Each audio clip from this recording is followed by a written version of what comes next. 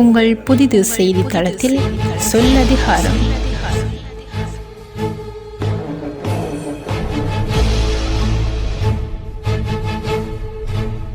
நீங்கள் நினைப்பதை நாங்கள் கேட்கிறோம்.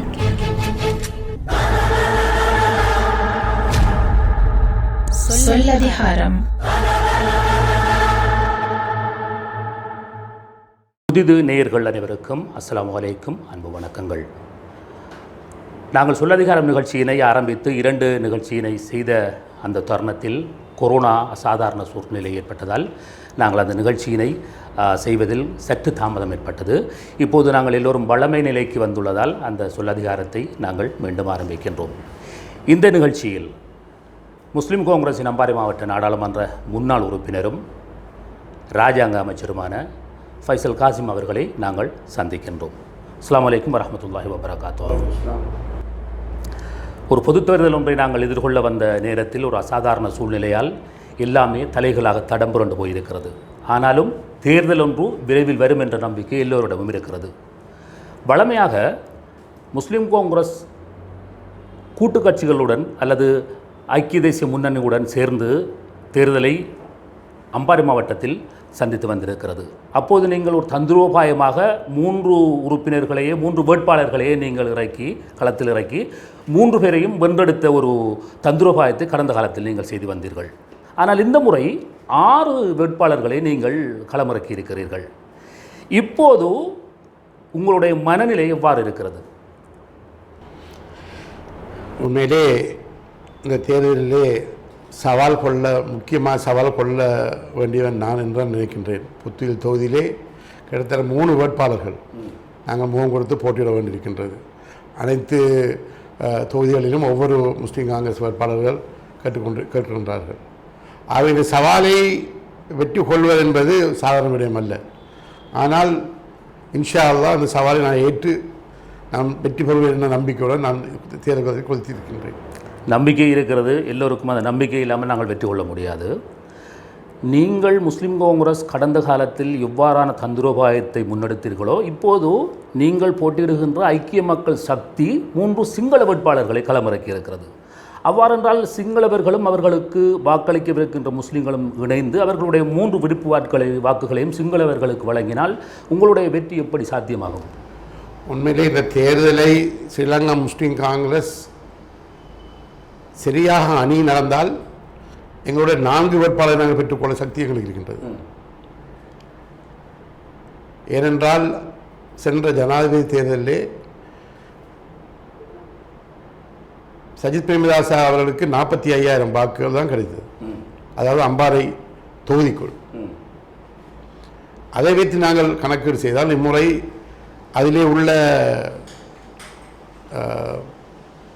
தயா கமகி அவர்களுடைய மனைவி அனோமா கமகி அவர்கள் யானை சின்னத்திலே கேட்கின்றார்கள்.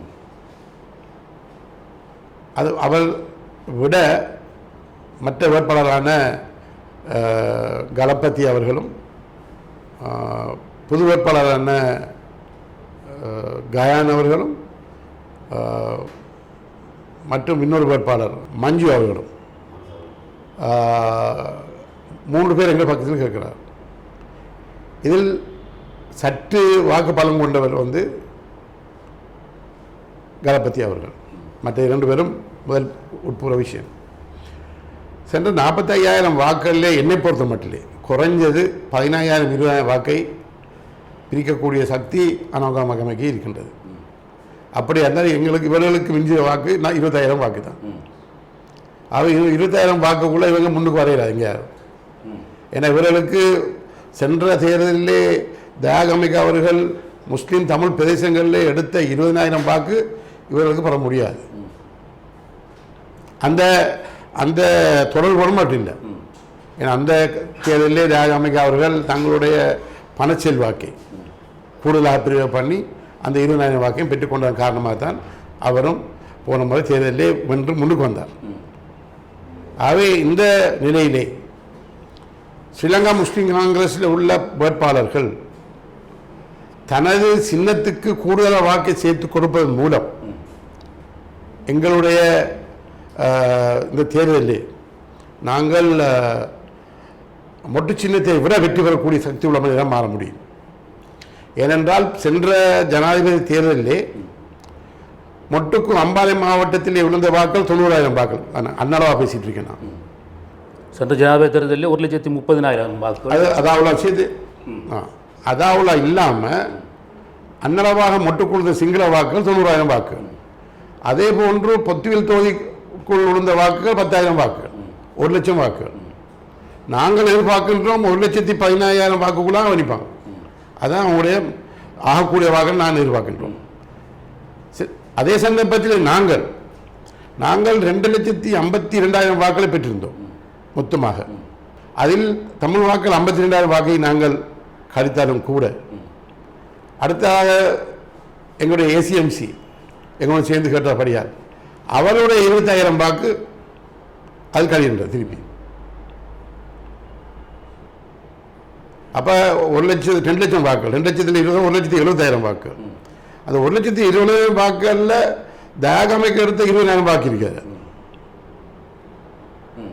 அதையும் நாங்கள் இதுக்குள்ள சேர்த்துக்கலாம். காரணம் அது இப்போ தயாகமை இல்லாத தான் எங்கேயாவது பின்னப்படலாம் அல்லது எங்களுக்கும் அது சேரலாம். அது ஆகவே அப்படின்னு பார்க்கல கூடுதலாக வாக்குகளை பெறக்கூடிய சக்தி எங்களுக்கு இருக்கின்றது. ஆகவே நான் நினைக்கிற எனது தரவின் படி நான் எதிர்பார்ப்பது என்னென்றால் முஸ்லீம் காங்கிரஸ் பாராளுமன்ற உறுப்பினர்கள் 6 பேரும் எவ்வளவுக்கு தங்களுடைய கட்சிக்குரிய அதாவது டெலிஃபோனுக்குரிய வாக்குகளை கூற முடியுமோ கூட்டினால் நாங்கள் ஒரு போனஸிடம் 3 பாராளுமன்ற உறுப்பினர் பெறக்கூடிய சக்தி எங்களுக்கு இருக்கின்றது நான் கூற விரும்புகிறேன். கட்சி ரீதியாக அவ்வாறு ஒரு வாக்கை பெற்றுக்கொள்ளலாம் என்கின்ற நம்பிக்கை உங்களுக்கு இருக்கிறது. ஆனால் இப்போதே முஸ்லீம் காங்கிரஸ் ஆதரவாளர்களிடையே முஸ்லீம் காங்கிரஸ் வேட்பாளர்களிடையே இப்போதே வெட்டுக்குத்து அரசியல் ஆரம்பித்து விட்டதாக ஒரு பேச்சு இருக்கிறது. அது வெளிப்படையாகவும் காண முடிகிறது. உதாரணமாக உங்களுக்கு எதிராக அம்பாறை மாவட்டத்தின் முன்னாள் தேசிய பட்டியல் நாடாளுமன்ற உறுப்பினர் அட்டாளைச்சேனையைச் சேர்ந்த நசீர் வெளிப்படையாக உங்களுக்கு எதிரான ஒரு அரசியலை செய்கின்றதை காண முடிகிறது. இதை நீங்கள் எவ்வாறு எதிர்கொள்கிறீர்கள், எவ்வாறு பார்க்கிறீர்கள்? சகோதரர் நசீர் அவர்கள் அப்படி செய்கிறான்னு எனக்கு தெரியலை. என்னை பொறுத்த மட்டிலே முஸ்லீம் காங்கிரஸ் தங்களுடைய கட்டமைப்புக்குள் தான் வேலை செய்வது வளமையாக. நாங்கள் எப்போதும் எங்கள் கட்டமைப்புக்குள் நாங்கள் வேலை செய்வோம். இந்த கட்டமைப்புக்குள் நாங்கள் வேலை செய்யும் போது தலைமை எவ்வாறு நடந்து கொள்ள வேண்டும் என்கிற உத்தரவை இவர்களுக்கு கொடுப்பார்கள்.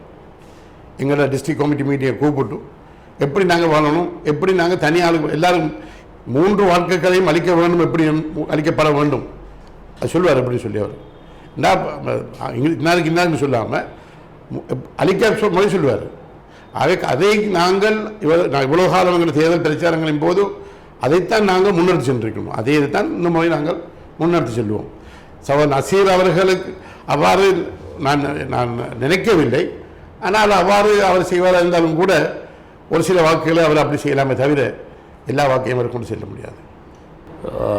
இப்போது முஸ்லீம் காங்கிரஸ் வேட்பாளர்களை தொகுதி ரீதியாக பங்கீடு செய்து களமிறக்கியதில் 70,000க்கு மேற்பட்ட வாக்குகளை கொண்ட கல்முனைக்கு ஒரு வேட்பாளர், 80,000க்கு மேற்பட்ட வாக்குகளை கொண்ட சம்மாந்துறை தொகுதிக்கு ஒரு வேட்பாளர், மிகுதி 1,50,000 வாக்குகளை கொண்ட பொத்துவிலுக்கு 4 வேட்பாளர்கள் என்பது ஒரு அநீதியாக உங்களுக்கு தெரியவில்லையா, ஒரு பங்கீட்டு ரீதியாக? இல்லை, உண்மையிலே என்ன எங்களோட தேர்தலை கேட்க வந்த போது 4 வேட்பாளரும் 4 பார்லமெண்ட்டும் கேட்க வேண்டும் என்ற ஒரு கருத்தினை கொண்டு வந்திருந்தார்கள். அது தலைவருக்கும் அதை கொண்டு செஞ்சுக்க முடியாது.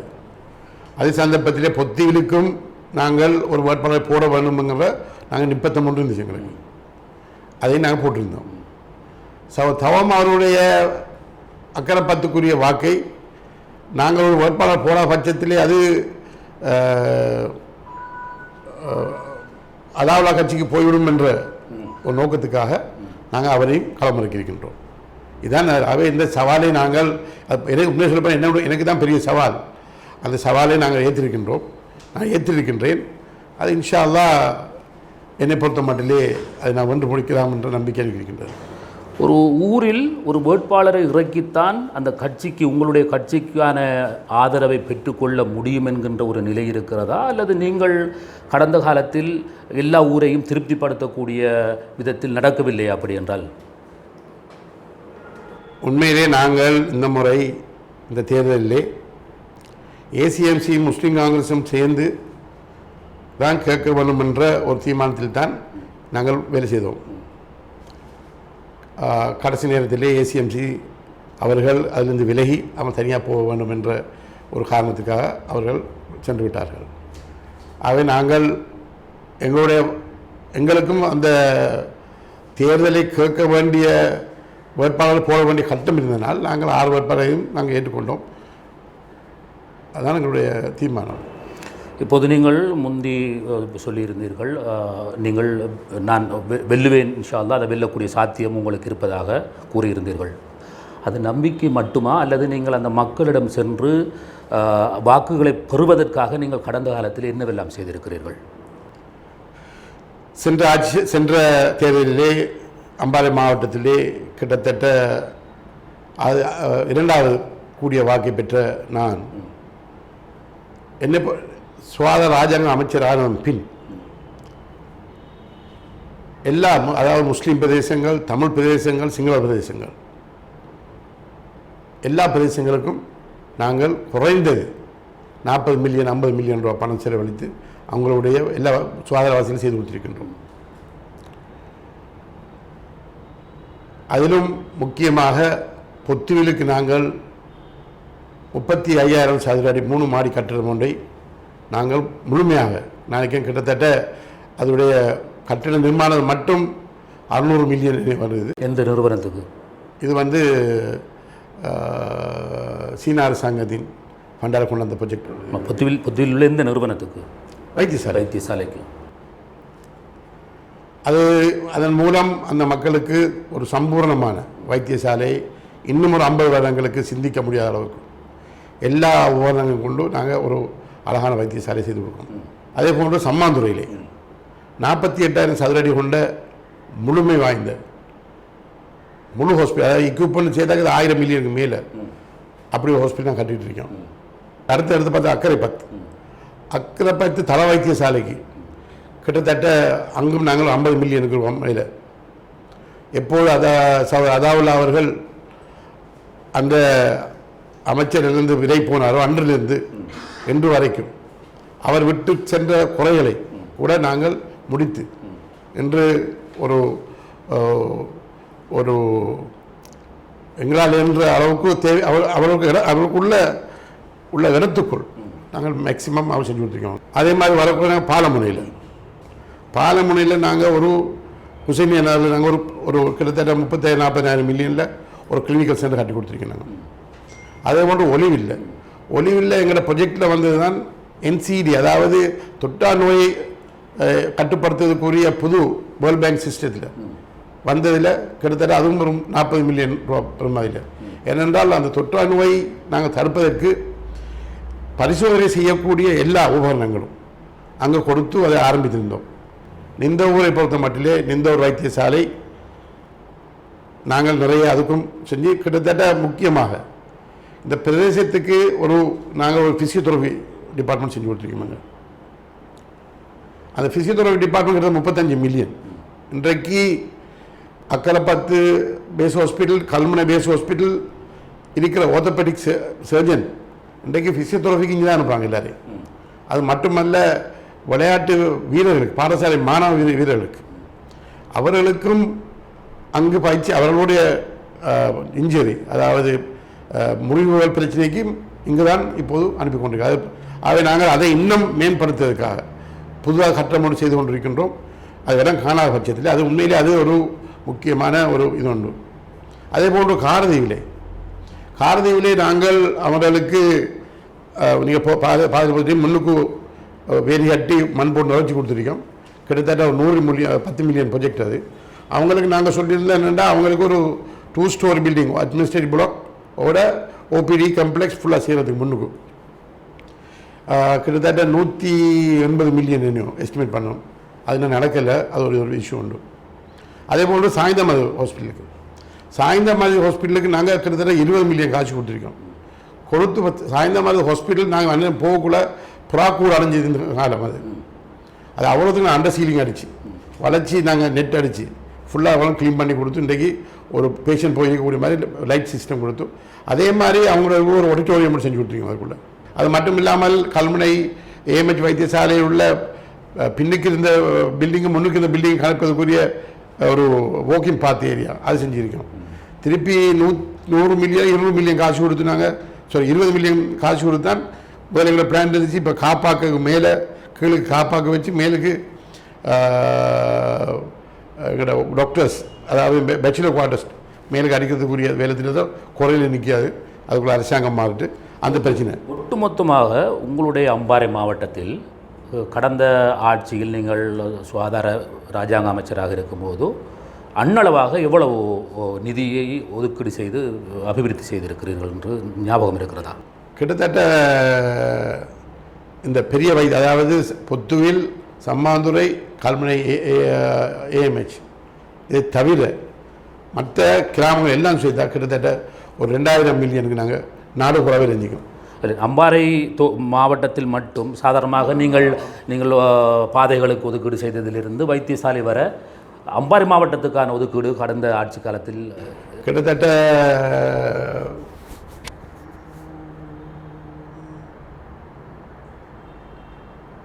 அம்பாறை மாவட்டத்துக்கு மட்டும் கிட்டத்தட்ட ஒரு 800 மில்லியன் ரூபாய் காசு மட்டும் செலுத்திக்கலாம். 800 மில்லியன் போது 80 கோடி ரூபாய். அது மட்டும் இல்லாமல்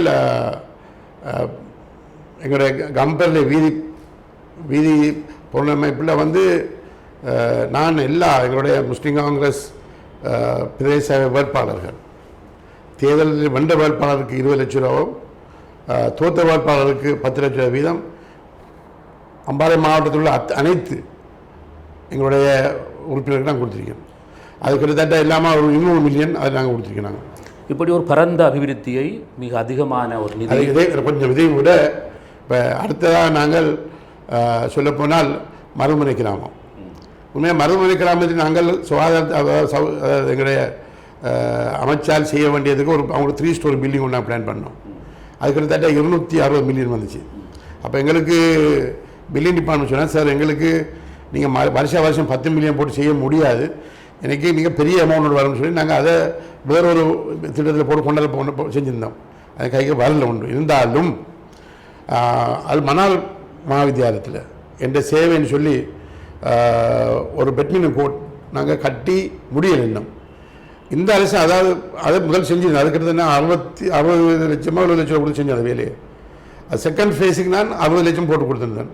தேர்ட் ஃபேஸுக்கு 60 லட்சம், கிட்டத்தட்ட 1,20,00,000 பணம் சென்ற அரசாங்கத்தில் நாங்கள் அனுப்பியும் கூட அதாவது அம்பாறை கச்சேரிக்கும் எஜுகேஷன் ஆஃபீஸுக்கும் உள்ள சரியான ஒரு தொடர்பினம் காரணமாக அந்த காசு நாங்கள் இழந்திருக்கோம். அதில் அட்டாளச்சேரி வைத்தியசாலைக்கு நாங்கள் 35 மில்லியன் காசு நாங்கள் அதை கொடுத்துருக்கோம். இதை தவிர நாளைக்கு 19 கோடிக்குரிய வேலை நாங்கள் செஞ்சுருக்கோம். கிட்டத்தட்ட கூடுதலான வேலை நாங்கள் செஞ்சுருக்கோம். வந்து எங்களோட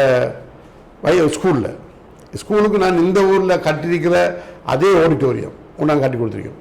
அதே போல் உங்களோட பிரின்சிபல் குவார்ட்டர்ஸ் அது இன்னும் ஒரு பில்டிங் உண்டு. அப்படி அன்று ஃபேரி ரேஷன் அவர்கள் கட்டி குறையா இருந்த பில்டிங்கு நாங்கள் 1 கோடி ரூபா கொடுத்து அந்த பில்டிங்கை முழுமையாக முடிச்சு கொடுத்துருக்கோம். அப்படி கிட்டத்தட்ட அட்டாளச்சியை பொறுத்த மட்டும் நாளைக்கு மற்ற ஊர்களை விட கிட்டத்தட்ட 19 கோடிக்குரிய வேலை நாங்கள் என்ன பாடசாலைக்கு வீதி அபிவிருத்திக்கு எங்கள் டிசிபியில் வேலை நாங்கள் செஞ்சு கொடுத்துருக்காங்க. ஆகவே அட்டாளச்சேரி மக்களை பொறுத்த மட்டும் பொதுவாக அட்டாளச்சேரி மட்டுமல்ல, ஒரு மனிதன் நன்றி கடன் உள்ள மனிதன் இருப்பதாக இருந்தால்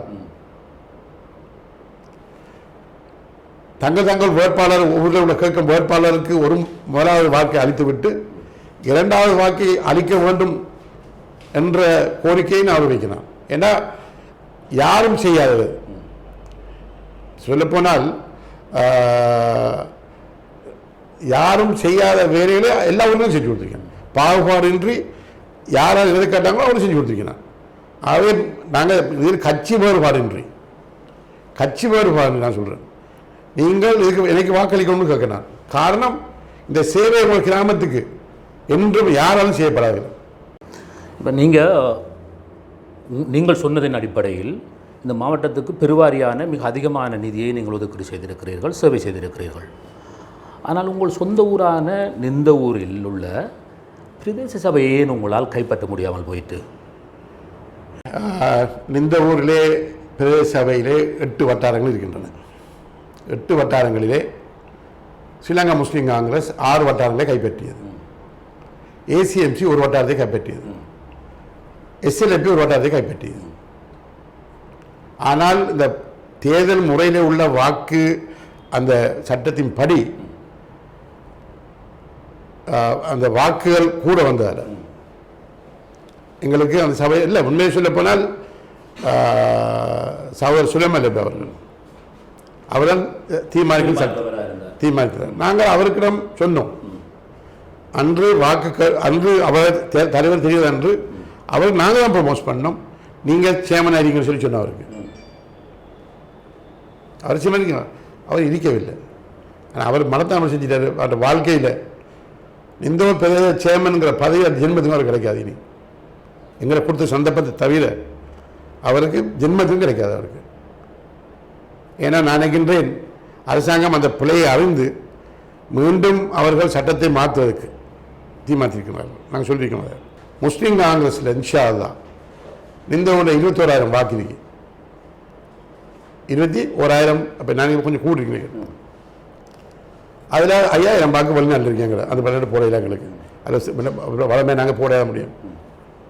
வளமே இந்த ஊரிலிருந்து ஒரு 2,500-3,000 வாக்கு மாற்று கட்சி போகிற வளமை. அந்த கட்சி இந்த முறை தாய்லாவுக்கு போகும். எங்களுடைய வாக்கு ஆக குறைந்தது 13,000-14,000 வாக்கு தான் கண்டு வந்தோர்லேருந்து.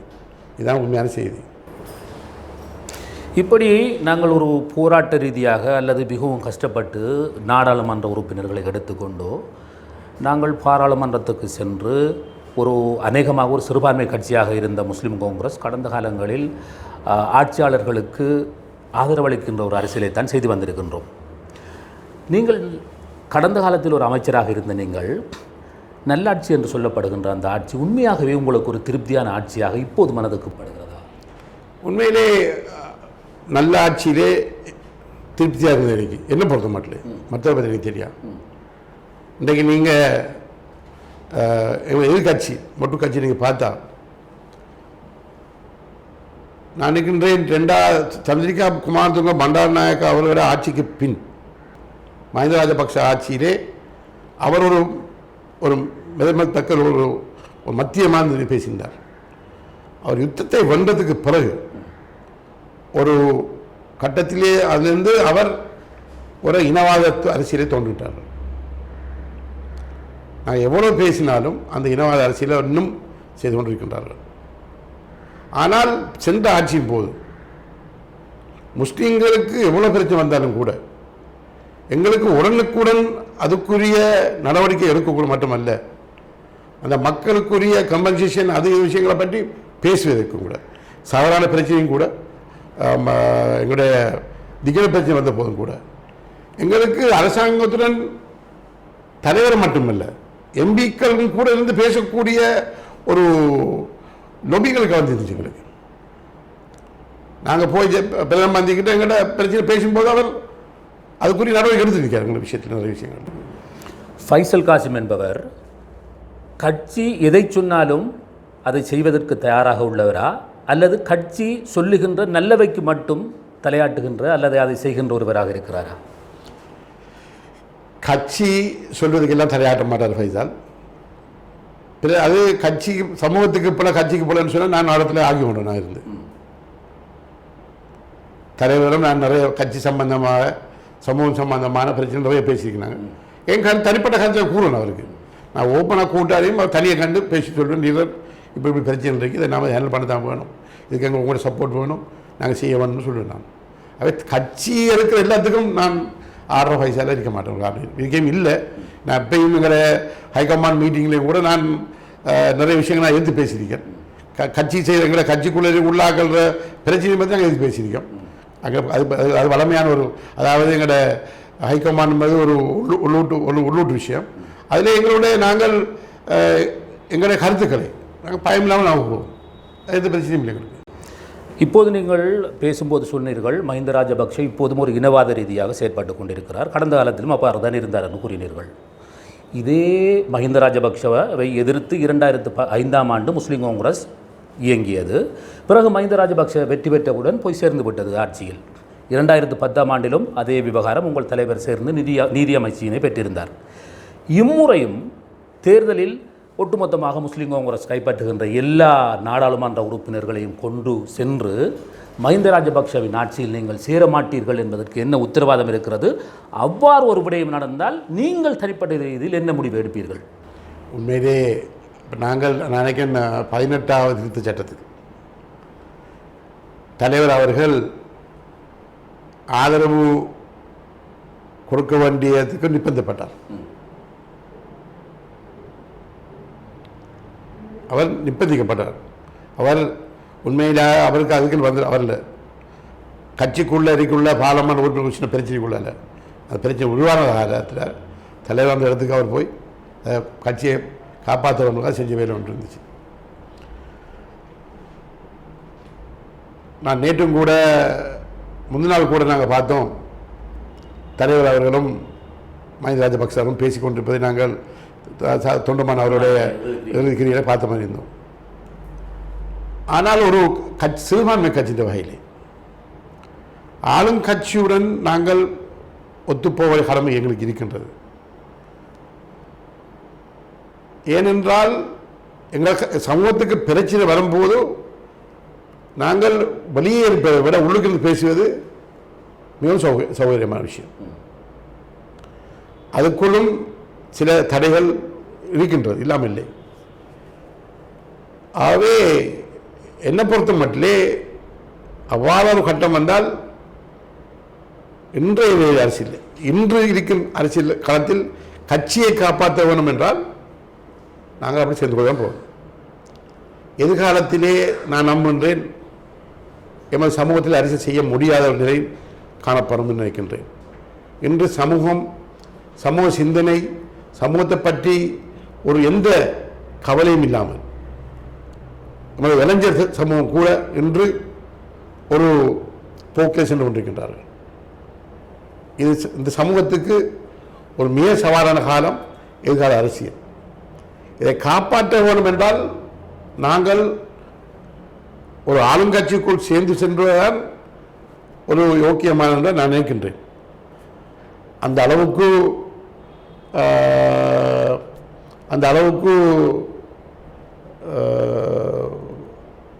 தேர்தல் எவ்வாறு பதில் சொல்லப் போகுது எனக்கு தெரியவில்லை. இன்று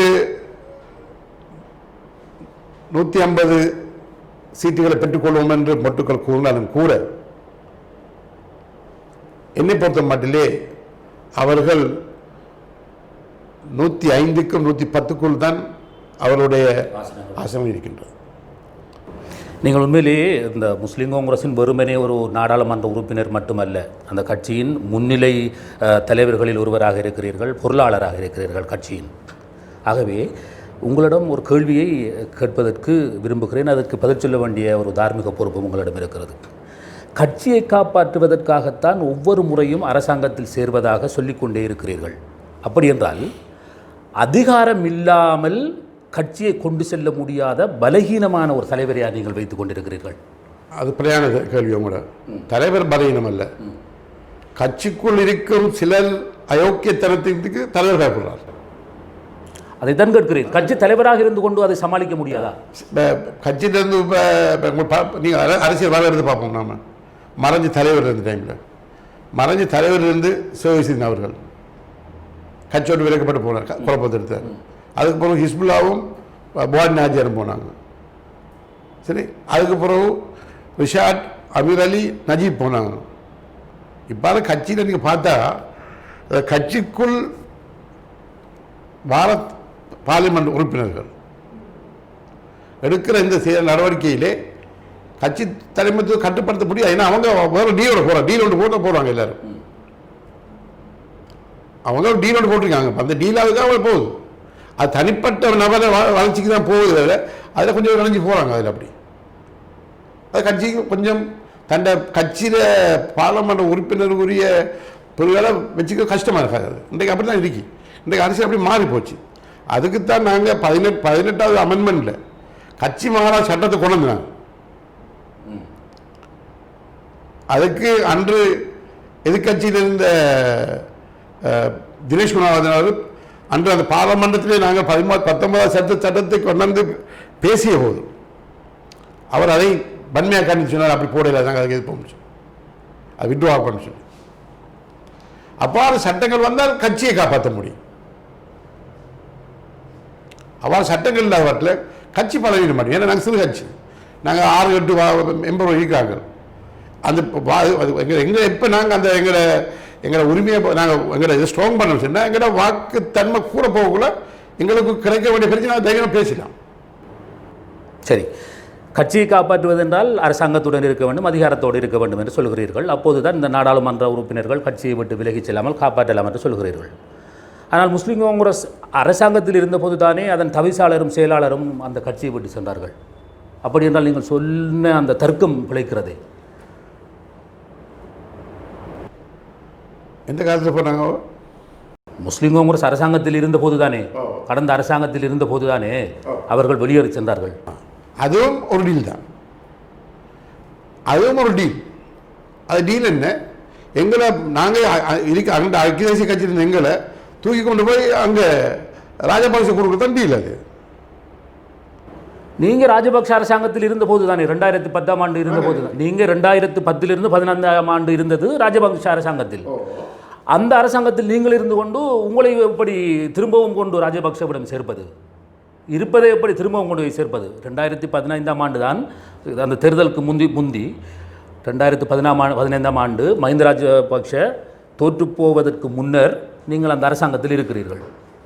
2010 15ஆம் ஆண்டு வரை அந்த ஆட்சியில் தான் ஹசன் அலியும் பஷீர் ஷேக் தாவூதும் பிரிந்து செல்கிறார்கள். அவர் என்ன ஒன்றை பிரிய இல்லையே. ஹசன் அலி பஷீர் போனார். ஹசன் அலி பின்பு எம்பி அதிகாரம் இல்லாமல் நிலையில் பிரிந்து செல்கிறார். நீங்கள் அதிகாரத்தில் முஸ்லீம் காங்கிரஸ் இருந்த நிலையில் தானே அந்த இருவரும் பிரிந்து சென்றார்கள். ஏன் கட்சியை காப்பாற்ற முடியாமல் போயிட்டு அந்த தருணத்தில்?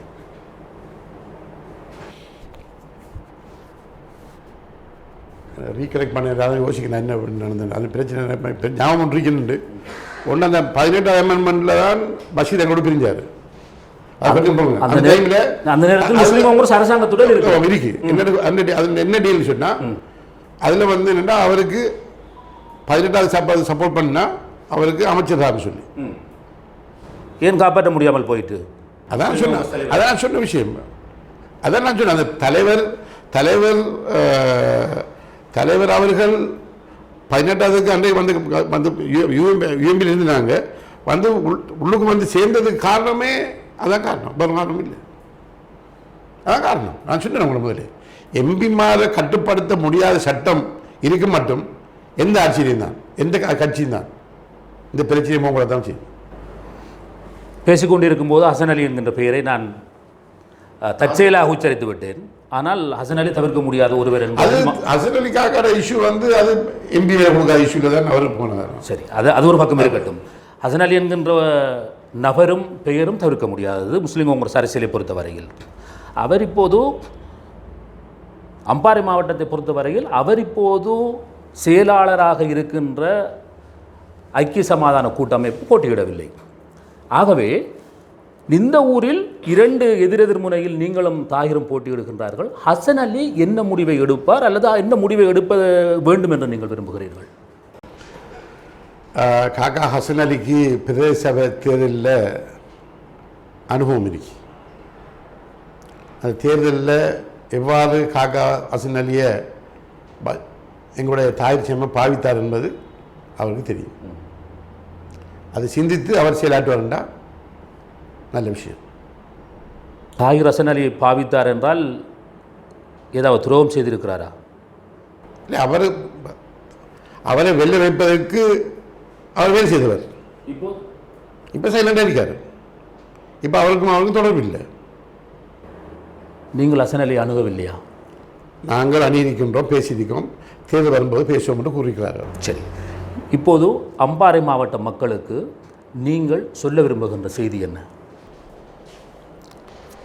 அம்பாறை மாவட்ட மக்களுக்கு நாங்கள் சொல்ல வேண்டிய விஷயம், நாங்கள் ஆரம்பத்திலிருந்து நாங்கள் சொல்லிட்டு வந்த விஷயம் எந்த கருது, நாங்கள் 21 பாராளுமன்ற உறுப்பினர் முஸ்லீம் மாநிலங்கள் இருந்தாங்க. 21 பாராளுமன்ற உறுப்பினர் நாங்கள் போன சென்ற காலங்களில் நாங்கள் ஒத்துமையாக வேலை செய்து சில கட்டத்தில் வேறு கட்சி தலைவர்களுக்காக நாங்களும் பதவி வந்து எங்களை அப்படிலாம் தியாகம் செஞ்சு நாங்கள் வந்தாங்க. இலங்கையில் இன்று நடக்கிற அரசியல் கலாச்சாரம், சமூக கலாச்சாரங்கள், இன கலாச்சாரங்களை பார்க்கும்போது நாங்கள் ஒற்றுமையாக இல்லா பட்சத்திலே எங்களை இன்னும் நசுக்க போகின்றார்கள். பாராளுமன்றம் நாங்கள் திருப்பியும் இப்போ இந்த 21 பாராளுமன்றம் நாங்கள் எப்படி பெறலாம் என்றுதான் நாங்கள் திங்க வேண்டும். ஆகவே இன்று தேர்தலில் முஸ்லீம் காங்கிரஸ் தான் முக்கியமான பழமை வாய்ந்த ஒரு அரசியல் கட்சி. இந்த கட்சிக்கு பின்னால் நாங்கள் செல்ல வேண்டும் என்பதுதான் என்னுடைய கருத்து. ஏனென்றால் கூடுதலாக வாக்கு வங்கி பெற்றிருக்கிற கட்சி, கூடுதலாக நாங்கள் பாராளுமன்ற உறுப்பினர் பெறக்கூடிய கட்சி இந்த கட்சி தான். ஆகவே நீங்கள் முஸ்லீம் காங்கிரஸ் உடன் சேர்ந்து ஐக்கிய மக்கள் சக்தி உடன் நாங்கள் இந்த முறை தொலைபேசி சின்னத்தில் கேட்கின்றோம். அந்த கட்சிக்கு வாக்களித்து அந்த கட்சியில் பாராளுமன்ற உறுப்பினர் நாங்கள் கூட்டி நாங்கள் வெல்ல வைத்து சமூகத்துக்கு பேசும் சக்தியான முஸ்லீம் காங்கிரஸை பாராளுமன்றத்திலும் பேச வைக்க மட்டும் இல்லாமல் அனைத்து முஸ்லீம் கட்சிகளும் சேர்ந்து, அதாவது உறுப்பினர்களும் சேர்ந்து இந்த நாட்டில் உள்ள முஸ்லீம்களை பேசக்கூடிய ஒரு உரிமை குரலாக மாற வேண்டும் என்றால் உங்களை கேட்டுக்கிறோம். இத்துடன் நாங்கள் இந்த நேர்காணலை நிறைவு செய்து கொள்கின்றோம். தொடர்ச்சியாக இப்போது தேர்தல் காலம் சூடு பிடிக்க தொடங்கி இருக்கிறது. தேர்தல் இன்னும் சில காலங்களுக்கு பின்னால் சென்று விடுமோ என்கின்ற ஐயப்பாடு இருந்தாலும் கூட அது மிக விரைவில் நடக்கும் என்பதில் எந்த மாற்று கருத்தும் இல்லை. எனவே தொடர்ச்சியாக நீங்கள் புதிது இணையதளத்தோடு இணைந்திருங்கள். நாங்கள் இந்த சொல்லாதிகாரம் நிகழ்ச்சியினை நேர்காணலை தொடர்ந்து நாங்கள் உங்களுக்கு வழங்க காத்திருக்கின்றோம்.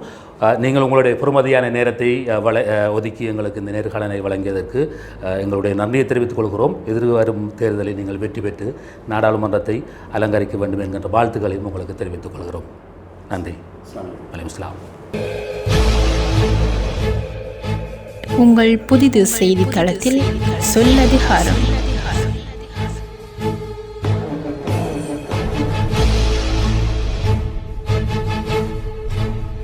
நீங்கள் நினைப்பதை நாங்கள் கேட்கிறோம்.